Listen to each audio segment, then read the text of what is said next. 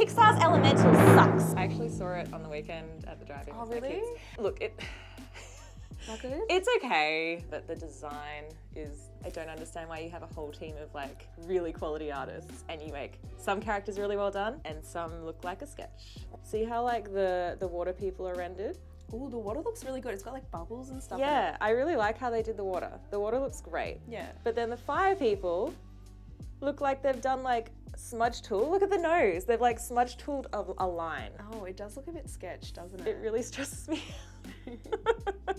Have you noticed that like some of the characters look like the same character across multiple movies? There is a discourse in the art community that all the Pixar characters are too the same. Like they all have that like CalArt sort of style, where it's just a bean head with a bean mouth, and come up with something different, you know? Pick a different food. Yeah, exactly. That's him there, that one. See? Oh my god. Does he remind you of something? He looks exactly like the dad from Luca. Yes. Oh my god. Right? Hold on.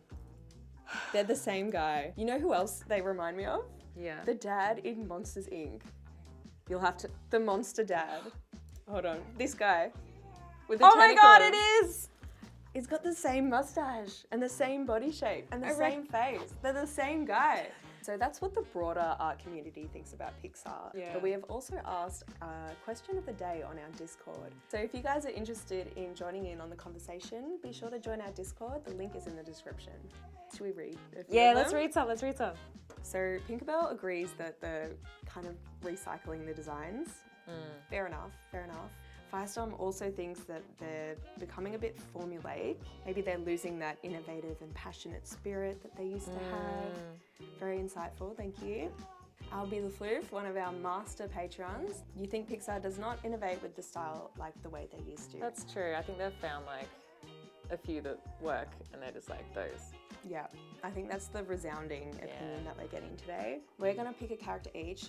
I think you should go with the fire with Ember. I'm scared because I'm not, like fire, everyone, fire is so hard to draw. Maybe we can like collaborate and bring them together at the end.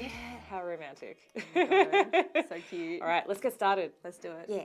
Seeing as I was so irritated by this, I figured it might be best for me to go first. All right, show us how it's done. So because I'm sort of in the nice spot of being able to use brushes that are specifically for this element that I'm painting, I went straight in with the flame brushes from Jazz's brush pack. So speaking about trying to make the flames more 3D than what they ended up with Pixar, I decided I was going to do multi-layers, many layers.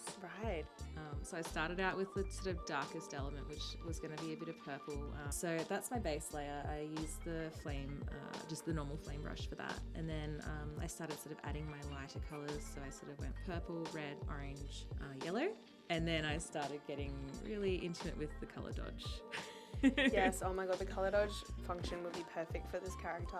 Yeah, I don't need an excuse to bust out the color dodge tool and adding all the glow effects. That's like my favorite thing. So I had a lot of fun with that. And then I was still looking at how to do the little ember flex, and Alicia pointed out that in a very weird way, the snow brush is actually ideal for this. Which is kind of ironic because it's like not fiery at all. Like it's not hot at all. It's meant for snow, but it does work very well. It works really well. At that point, I was trying to work out if there was anything I was missing, and I was looking at the element brushes and I was like, oh yeah, smoke.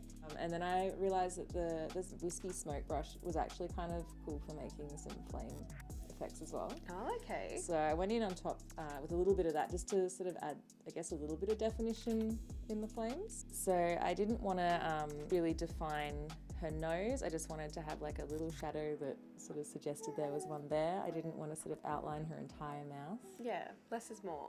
Kat, I really like this silhouette you've got going on. It really like resembles a flame because it like tapers in at the bottom and at the top, and then it sort of expands in the middle, and it looks like, if you blur your eyes, you can really see that it looks like just a lick of flame. I tried, I didn't really want to add like clothing to her, but I sort of tried to imply it, I guess, with like the brighter yellows and stuff as well. Yeah, it does look like she's got some sort of like dress on or something. I think she's got like a, was it flamingo dancer? Is that the, what's the dance on? Like a flamenco? Is it a flamingo?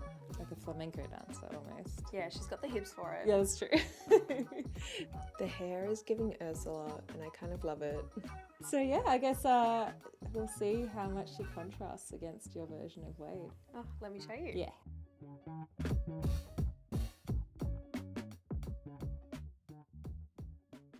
I started off with these quite blocky shapes and then moved on to softer, rounder shapes that were sort of more suitable for the water texture that I was going for.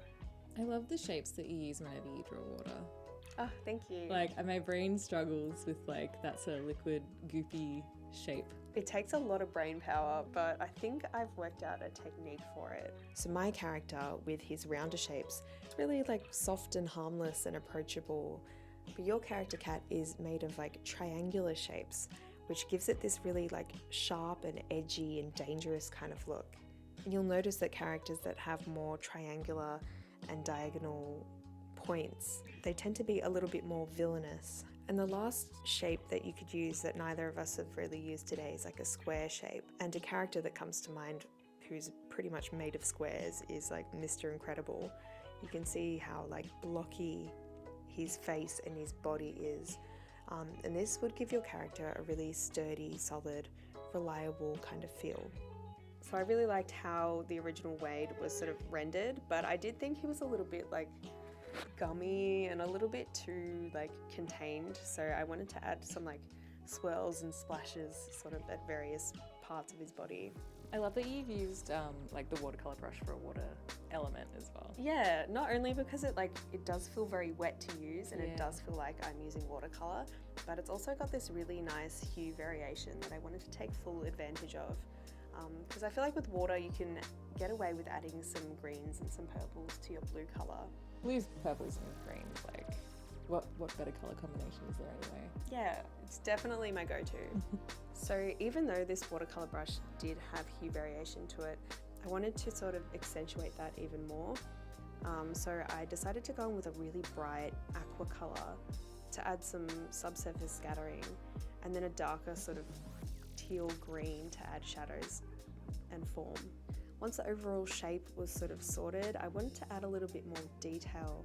So I decided to use the spatter brush to add some little like water droplets and splashes all around the character.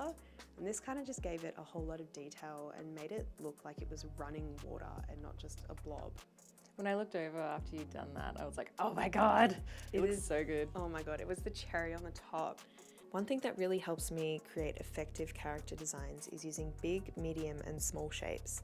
So you can see with my water guy, I give him like a really big chest and really big, thick arms. But then to contrast that, I give him these really like tiny little legs and then this like medium-sized head. And this just allows me to like add some variety and make sure that my character isn't too bulky or too skinny, and it really provides a nice balance to my character. Because sometimes when you put too many small shapes, it looks too busy and too detailed, and your character can look overwhelming and there is no place for your eye to rest. At this stage, I was pretty happy with how it was going. The colors were in place. There was a lot of like brush textures. I was really happy with the character. So it was just a matter of refining and making it look more detailed. So I picked my favorite chalk brush, which is the hard-edged chalk brush, and I just added more detail to the water. My trick for detailing water is using really circular shapes. I think just adding like circles of different colors makes it look like it's got ripples and waves and it's like ever moving, and it gives it that really liquidy, blobby sort of feel. I even use these circular shapes with the eraser to add negative space. So you can see around the edges of my character there are these circular sort of erased bits that make the water look like it's flowing. That's my favourite bit. It's my trick. Don't tell anyone, okay? One thing that I also wanted to add to my character is these like teardrop kind of shapes. It's kind of hard to see, but if you look at the flick of water that is swirling around his head, you can kind of see that it goes really, really thin and then it sort of gets larger towards the end, as if it's like a teardrop that's been smeared across the page. I think that really helps with making my water look realistic. So if you guys are wondering why we're raving so much about these brushes, it's because they are our favorite. They are Jazz's ultimate digital brushes, and we use them every day in the studio because it's the only brush pack that you will ever need.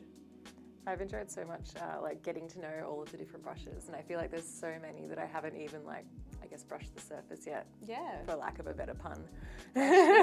So we mentioned the Elements brushes that we have been using today, but we've also got foliage brushes, we've got chains, we've got hair brushes, charcoals, inks, markers, watercolors, everything that you need. I've had so much fun using them in ways that maybe they weren't necessarily intended to be used initially as well. They are fully compatible with Photoshop, Procreate, and Clip Studio Paint.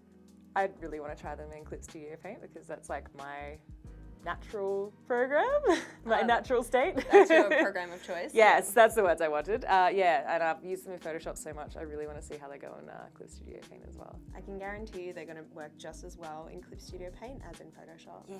Now, if you guys want 20% off these brushes, just use the code INSERTBRUSHES. The link is in the description below.